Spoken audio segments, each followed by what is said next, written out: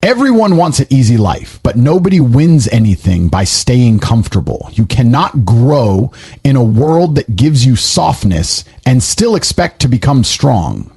Comfort is a trap. It keeps you weak.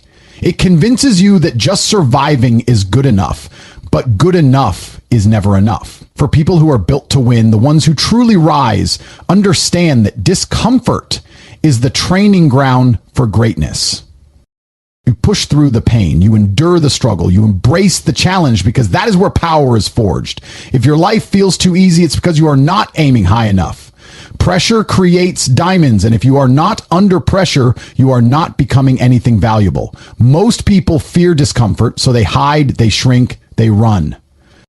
And then they wonder why their life never changes. You want more, then go through more. It's that simple. Step up into the hard moments.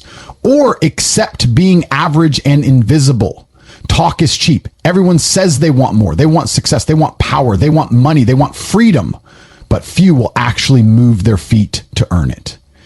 Your words mean nothing if they are not followed by action. People will listen to you if you have results, not dreams. If you cannot show proof, then your ambition is just noise.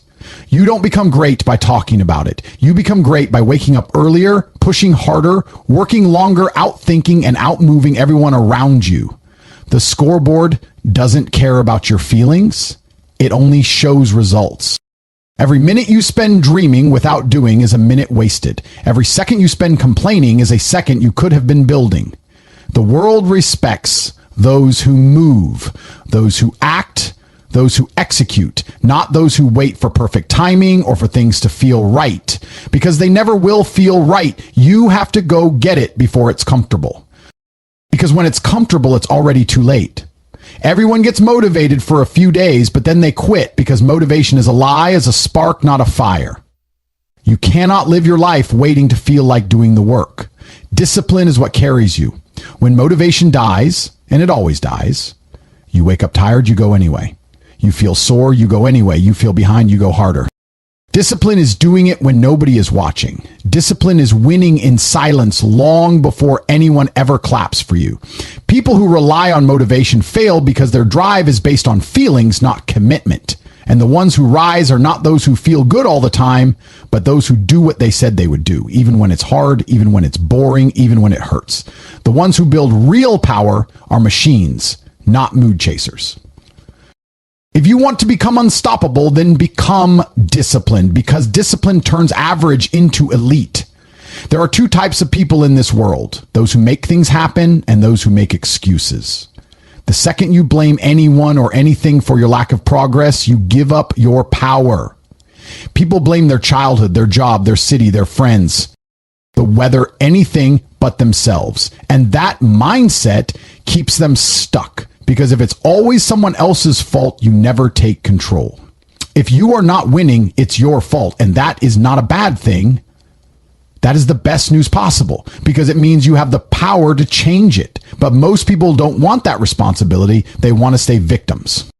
They want pity. They want a story. But stories don't build success. Action does. Excuses are comfort for the weak. Accountability is fuel for the strong. Stop saying you can't and start proving that you can. Stop saying it's hard and start getting harder. Stop hiding behind reasons and start building results, because every excuse you use is another brick in the wall between you and your next level.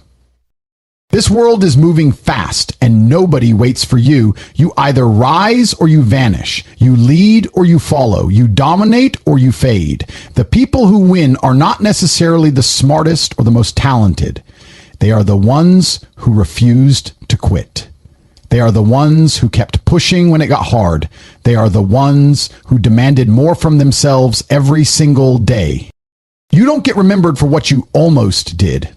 You get remembered for what you finished and what you conquered. There is no middle ground. The average life is crowded. The top is lonely, and that's where you belong.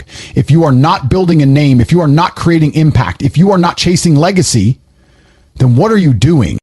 Because being forgotten is the price you pay for playing it safe. Life is a battlefield, and the strong do not wait to be chosen. They choose themselves every day. So step up, take your place, and if you won't, then move aside for someone who will. because this game is only for those who are ready to earn their spot. Every single day that you wake up and choose to coast, you are falling further behind. And most people do not realize this until they are already forgotten by the world. The truth is that this life is not designed to reward those who wait. It is not built to elevate those who sit still and wish it was different. The world does not owe you recognition. It does not owe you validation. It does not owe you attention. If you do not take command of your presence in this world, you will vanish from it. And the worst part is that you will not even realize it until it is too late, because when you do not dominate your space, someone else does. And when you let them take your place, you give up your right to complain about the life. You ended up with dominance. It is not about being loud or flashy. It is about being undeniable. It is about showing up so consistently and with so much force that nobody can ignore what you bring. And if you are not doing that, then you are becoming invisible in a world that only sees results and power. There is a reason people remember the few. And forget the many. The few do not ask for permission to win. They do not sit and wait for someone to tell them it is their turn. They take what they want because they have prepared themselves to earn it. They do not blame the world for what they lack because they understand that domination requires ownership over everything they do. Every failure, every win, every moment they hold themselves to a higher standard than everyone else. And that is why they rise. People get erased from the story of life, not because they were incapable, but because they chose to watch instead of act. They chose to follow instead of lead. They chose comfort instead of challenge. And in that moment, they signed the contract that said, I will not be remembered. You cannot be passive and expect legacy. You cannot blend in and expect to stand out. You have to decide that being unforgettable is more important than being liked, more important than being comfortable, more important than being safe. And that decision has to be backed by action every day. You have to understand that life does not slow down for anyone. It does not pause because you are unsure. It does not rewind so you can try again. It moves, and it moves fast. And the only way to keep up is to lead. If you do not take charge of your direction, then someone else will decide it for you. And you will look up one day and realize that everything you hoped for is gone, not because it was impossible, but because you did not push hard enough to claim it. Domination is not something you are given. It is something you take through effort, through discipline, through an obsession with improvement and execution. It is not about being perfect. It is about being persistent. And if you cannot persist, you will not exist in the minds of those who build history. The world rewards those who demand a seat at the table, not those who wait for one to open up. And the difference between the ones who get remembered and the ones who get erased is that the remembered ones never stopped driving forward, even when it was hard, even when it was lonely, even when nobody clapped for them. The reason most people get forgotten is because they were never fully present in their own life. They were spectators, not players. And in a game this intense, you do not get points for just showing up. You get points for dominating, for owning every second you are alive, for squeezing the most out of your potential every single day. You cannot hope to be noticed in a world this loud unless you turn up the volume on your own existence. That means doing more than is required. That means being better when everyone else is tired. That means sharpening your skills when no one is watching. And when you live like that, you do not need to beg for recognition because recognition becomes unavoidable.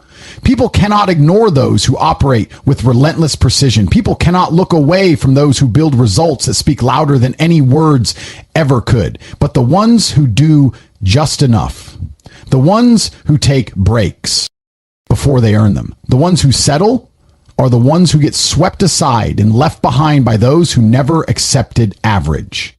Domination is not just about winning. It is about taking responsibility for every part of your life and elevating it until nobody can deny your value.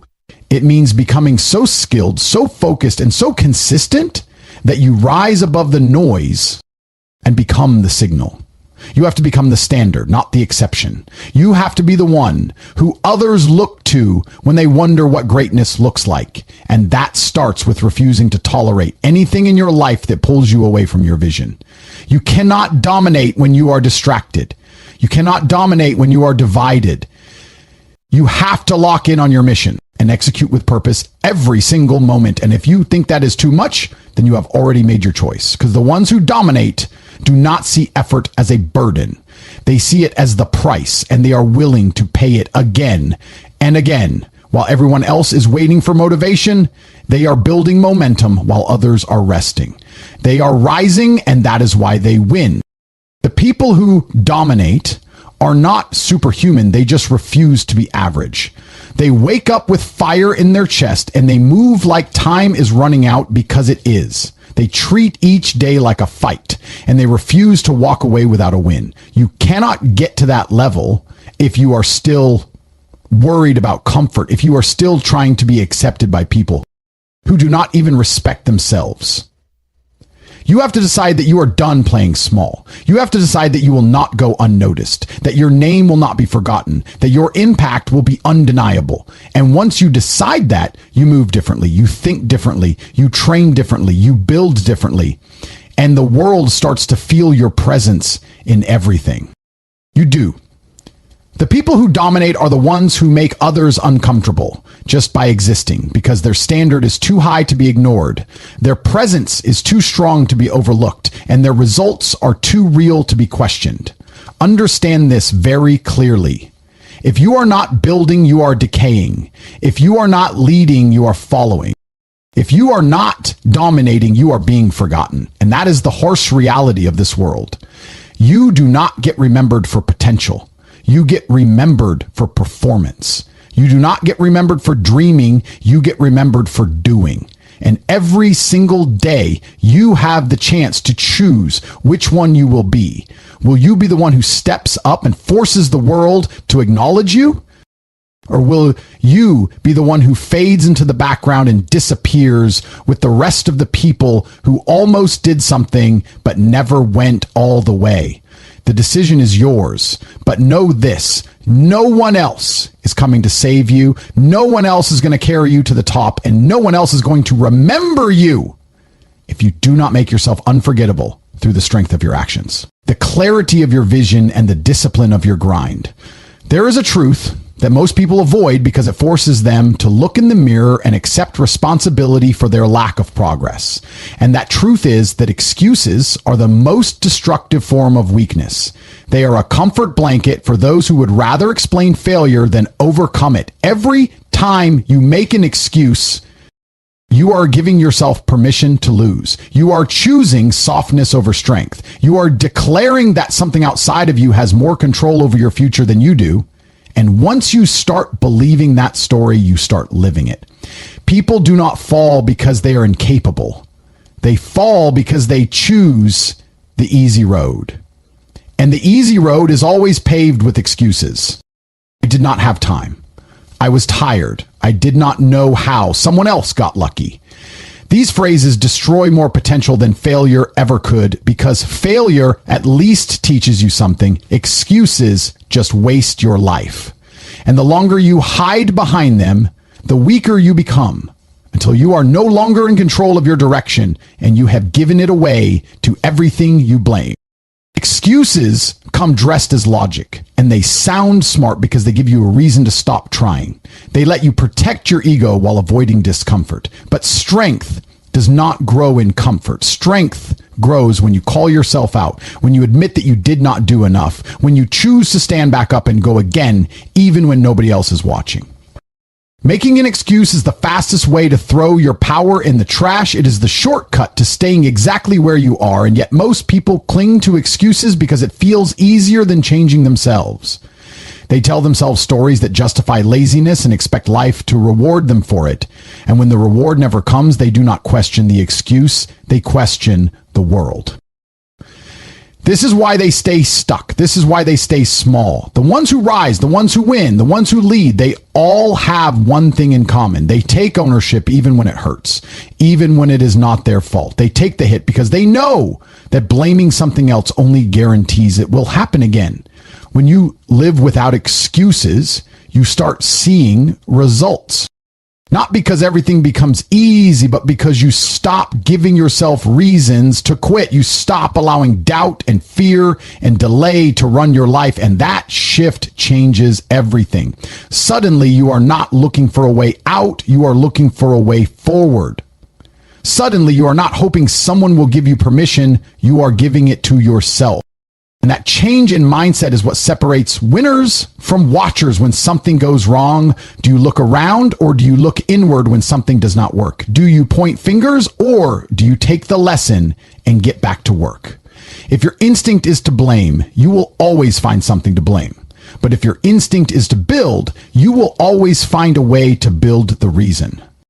This matters so much is because nobody can live your life for you. And if you do not own every part of it, you will always feel like a passenger in your own journey. The person who relies on excuses is always at the mercy of circumstance. They are controlled by the weather, by the people around them, by the market, by anything but themselves. And that is why they lose. Even when they have talent, even when they have potential, they lose because they are not in control. If you want to win, you need to kill every excuse that keeps you average. You need to stop defending your weaknesses and start developing your strength. People respect results, not reasons. They follow consistency, not complaints. And every excuse you make is a brick in the wall between you and the life you say you want. The ones who win are not the ones with the best background or the best connections or the best luck. They are the ones who stopped accepting their own excuses. They are the ones who decided that no matter what happens, they will keep going. They will keep building. They will keep showing up because nothing else is acceptable for them. And that mindset is rare, but it is required if you want to rise above average. There will always be obstacles, and there will always be reasons to stop. And you will always have the choice to let those reasons define you or defy them. And every time you choose to defy them, you take a step toward greatness, while everyone else is standing still, waiting for things to get easier or for the perfect moment or for someone else to fix it. You are already moving, already building, already winning. And that is the difference between people who get results and people who tell stories about why they do not. If you can get to a place where your default response to failure is action, where your instinct is to take responsibility, not to run, then there is almost nothing you cannot accomplish. Excuses weaken you from the inside. They train you to expect less and accept less. And once you believe that you are no longer a threat to anything but your own progress, so cut them out completely. If you want to see what you are really capable of, if you can stop making excuses, your life will immediately begin to change. Not in some distant future, but right now. Because the moment you stop giving yourself permission to fail is the moment you start finding real reasons to succeed. You start using your energy for solutions, not explanations. You start putting your time into growth, not guilt. And the more you do this, the more powerful you become because you realize that no matter what happens, you can handle it, you can adapt, you can move, you can win. The strongest people are not the ones with no challenges. They are the ones with no excuses. And when you start living like that, people notice. Not because you talk about it, but because your actions become undeniable. Your results become real and your presence becomes something others cannot ignore. And it all starts with one decision to stop letting excuses live in your mind and start letting action run your life. From this point forward, every excuse you kill is a piece of weakness removed from your world. So ask yourself, what has making excuses ever given you? Where has it taken you? Who has it made you? And when will you finally let go of the idea that someone else is responsible for your life? Because when you let that go and you decide that your outcome is in your hands, everything changes. You become unstoppable, not because the world becomes easier, But because you become harder, you become sharper, you become stronger. And that strength is something you build every day with every action that replaces an excuse, with every step you take when it would have been easier to stop, with every moment you choose to take control instead of surrender. Power does not belong to the lucky or the chosen. It belongs to the ones who choose to own every second they are given. So the next time your mind offers you an excuse, shut it down, replace it with action. Replace it with effort, replace it with discipline, because excuses are for the weak, and you are not built to be weak. You are built to rise. Every time you choose comfort over challenge, you are making a silent agreement to stay exactly where you are. Comfort feels good in the moment, but it is the slowest and most effective way to lose everything you are capable of becoming, because comfort never asks you to grow. It never demands more from you. It never exposes your weakness or forces you to improve. It just allows you to stay the same and sell yourself the lie that everything is fine when deep down you know you are meant for more. Progress requires pressure. It requires resistance. It requires that you step into the unknown and deal with what comes next. And that is the exact opposite of comfort, which tells you to stay where it is safe and predictable. The problem is that nothing worth having comes from the safe and predictable zones. Everything you want is on the other side of the pain you are avoiding. And the longer you avoid it, the longer you stay stuck in a life that does not challenge you or change you or make you better. And that is not a life that leads to greatness. When people say they want to grow, they often do not realize what they are asking for, because growth is not a gentle process. It is not a calm or easy experience. It is uncomfortable, it is disruptive, and it is designed to break the parts of you that cannot carry you to the next level. Comfort protects those parts, and in doing so, it prevents you from ever becoming who you could be. People who chase comfort do not evolve because they never give themselves a reason to. Discomfort is the doorway to strength, to resilience, to mental toughness. And every time you avoid that doorway, you are choosing weakness. You are choosing to remain a version of yourself that is no longer equipped for the future you say you want. And that gap between what you want and what you are willing to go through is what keeps you trapped. The only way to escape is to embrace the pain of growth, to accept the discomfort of progress, and to stop believing that easy is the same as right. Easy is the path to mediocrity, and if you want more than that, you have to be willing to suffer for it. You do not get stronger by doing what is easy. You get stronger by doing what is necessary, even when it hurts, even when it is boring, even when it feels like nothing is changing. That is where real power is built. Not in the high energy moments, but in the quiet ones where you keep going because you said you would and not because you feel like it. Comfort will always give you an excuse to quit. It will always give you a reason to slow down, to skip today, to start tomorrow. And it will do it in a way that sounds reasonable, but those small compromises stack up and eventually they become your identity. A person who could have but never did. A person who talked big but acted small.